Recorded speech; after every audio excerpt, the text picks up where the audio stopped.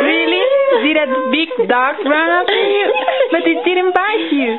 No, dogs don't bite nice little dolly children.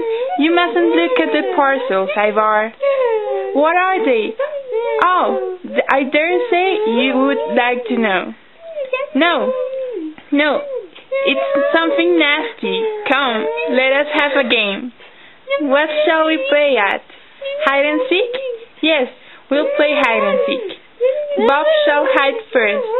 Must I hide? Very well, I'll hide first.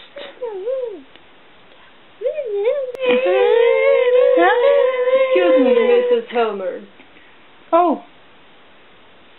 What do you want? Excuse me, the other door was ajar. I suppose someone forgot to shut it. My husband is out, Mr. Craftswood. I know that. What do you want here, then? A word with you. With me? Going to the nurse. What? No. The strange man won't do Mother any harm.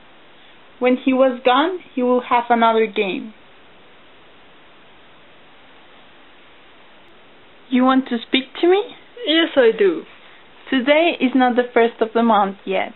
No, it is Christmas Eve, and it would depend on yourself what sort of Christmas you want to spend.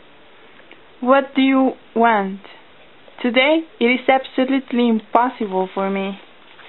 We won't talk about that till later on. This is something different. I presume you can give me a moment? Yes, I can, although... Good. I was in Olsen's restaurant and I saw your husband going down the street. Yes? With a lady. What then?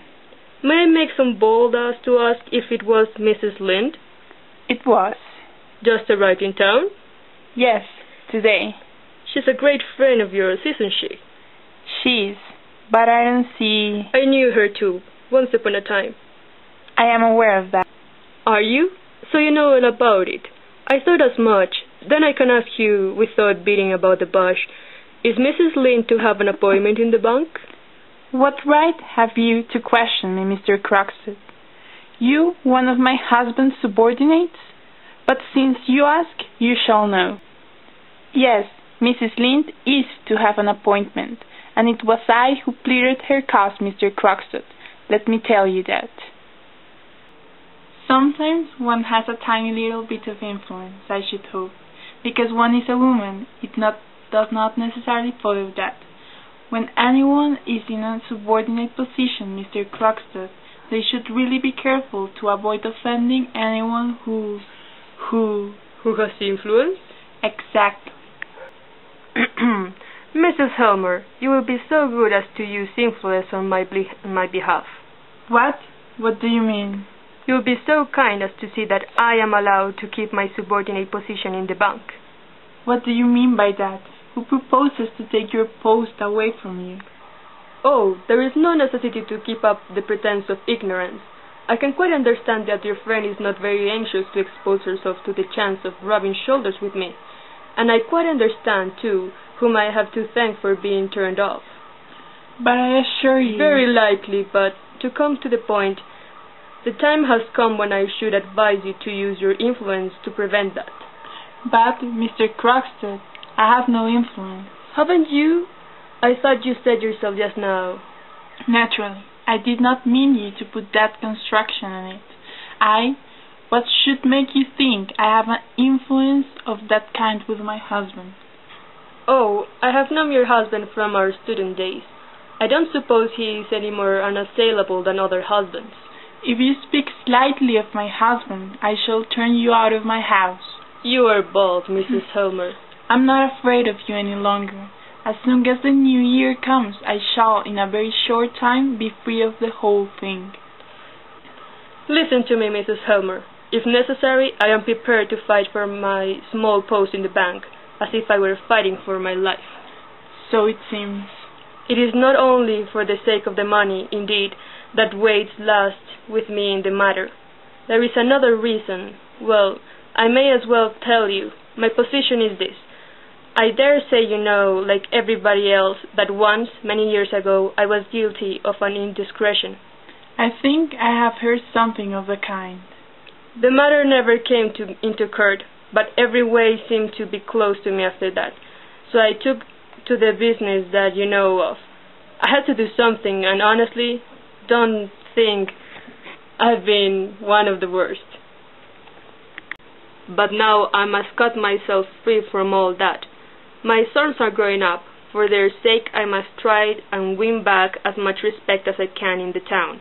Indisposing the bank was like the first step for me, and now your husband is going to kick me downstairs again into the mud.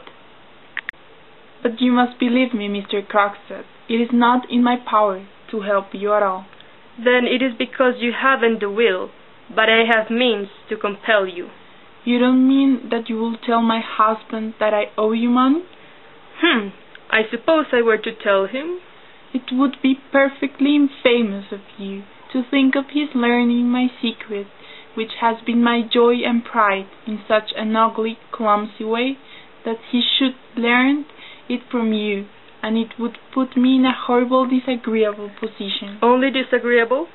Well, do it then, and it will be the worst for you. My husband will see for himself what a blackguard you are, and you certainly won't keep your post then.